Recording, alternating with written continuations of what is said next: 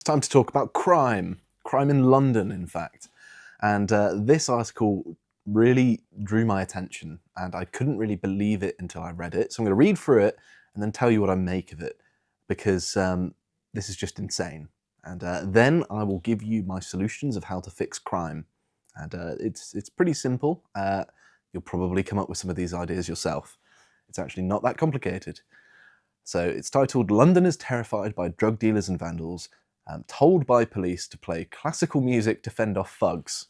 And first and foremost, the hilarious thing in this is that drug dealers and thugs are just automatically driven away by high culture. If you inject an element of Western transcendentalism, these people scurry away under low-hanging surfaces like rats or cockroaches.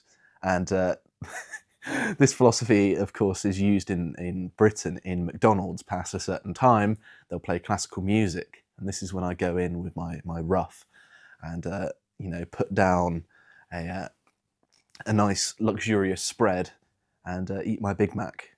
So all the youths are away and I get a nice soundtrack. But that aside, let's read the article, shall we? So it says, locals reported smashed car windows in the middle-class northwestern London neighbourhood of St John's Wood, sparking a flood of complaints from aggravated neighbours in recent months. Drug addicts have also been spotted shooting up crack cocaine on the doorstep of the family's £3 million home. And I didn't realise you could even shoot up crack cocaine. I thought you had to smoke it, but there we go. Who knows what they're doing? Another resident complained that a drug dealer threatened to shoot and chop him up after he confronted them in public. Seems like a nice fellow.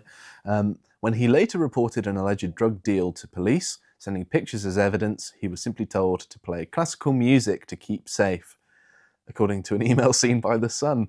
I mean, I shouldn't laugh, because this is just the police not doing their job here. They're obviously not interested, and they're telling residents to lump it. And I mean, an ideal scenario in my mind personally is the British people give legal free rein to deal with these people how we want. However, I don't think that that's going to happen. Nevertheless, I'm going to continue. He was urged not to play those tunes too loud as it can trigger other complaints, and was advised to call 999 if he spots the suspect again. So, play classical music, but not too loud.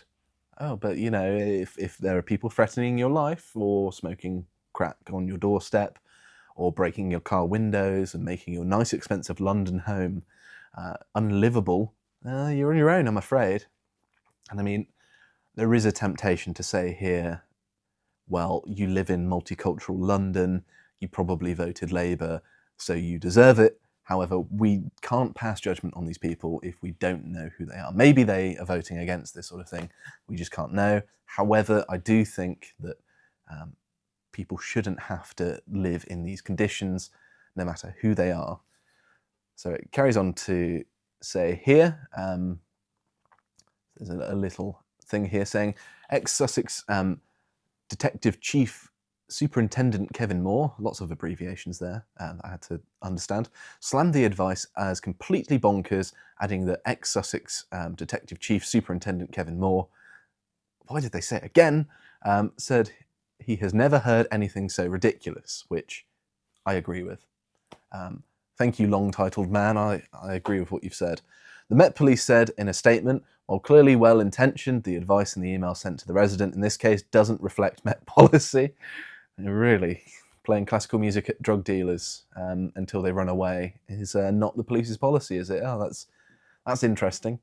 Playing classical music to deter antisocial behaviour has previously been deployed as a tactic by railways and underground stations. In April, rail company Northern said it would continue to play out tracks inspired by the likes of Handel and Mozart. I do like Handel in particular, at up to 35 stations to combat bad behaviour. I personally want to have this music playing all the time. Let's elevate things. I want there to be pillars. I want it to look like, is it St. Petersburg Metro, where there are lovely fancy candelabras, lovely arches and columns and sort of frescoes. I think the fresco's got to be on a particular kind of wall, but you get the idea. We can make it beautiful.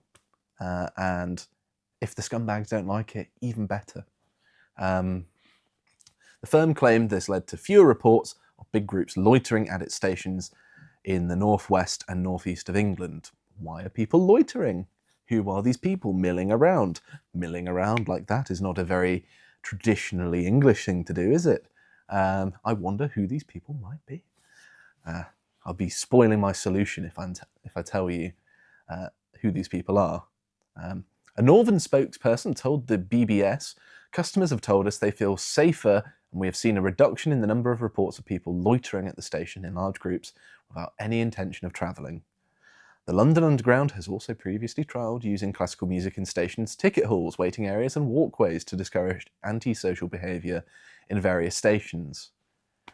Interesting, isn't it? I imagine if they ran a little experiment and they started playing drill rap music, the kind that is popular with London's gangs. I mean, you can literally see gang territory based on which drill rappers are based where, and that's part of the way in which police catch them in the first place, because they're not bright, obviously.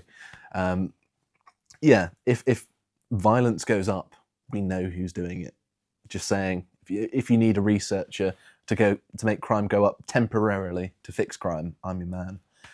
It first launched the scheme in 2007 and reported a 33% drop in robberies and a 25% dip in assault on staff and a 37% decrease in vandalism, which is actually quite significant.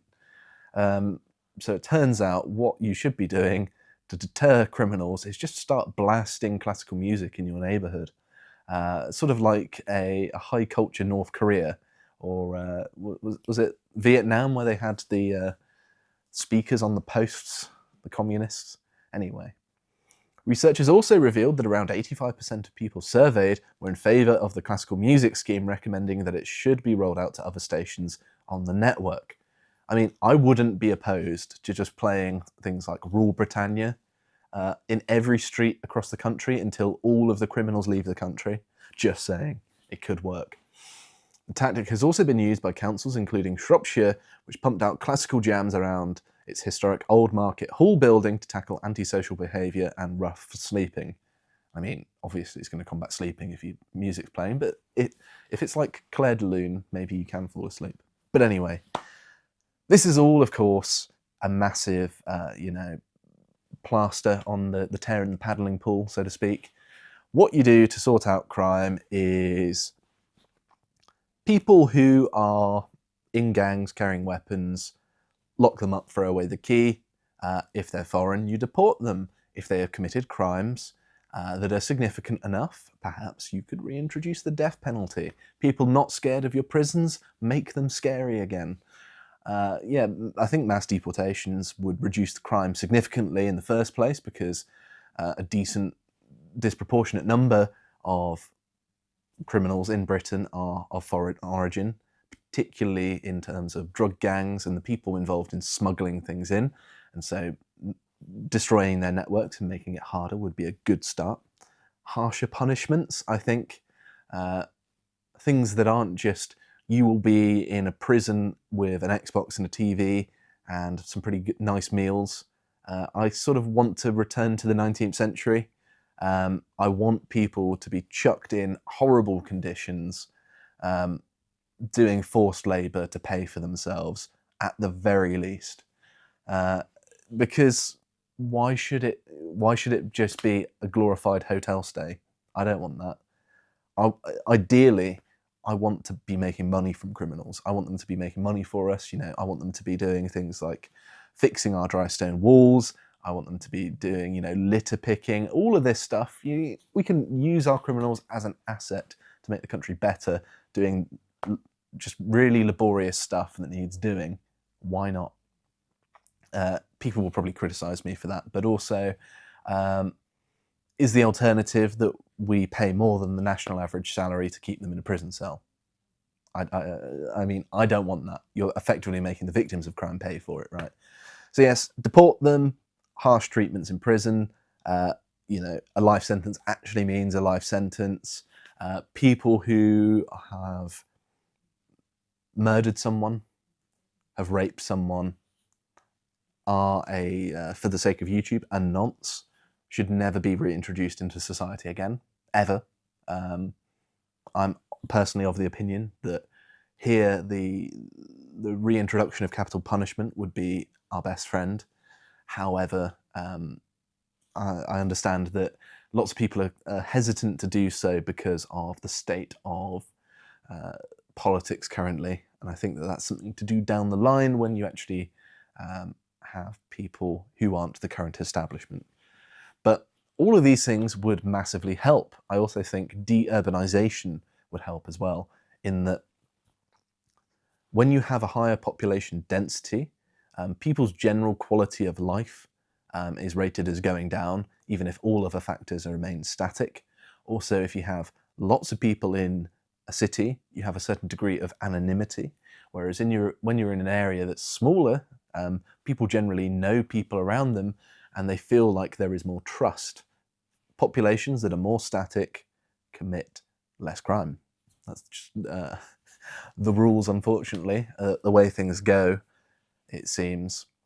And of course, this is a broader and more difficult thing to do because cities are normally where most of the economic opportunities lie, and it means rethinking our entire economic system. This isn't obviously something I would expect people to do overnight, but something to gradually move away from, de-citification, I suppose, and make it possible for people to live in areas where they grew up and not have to move away for work.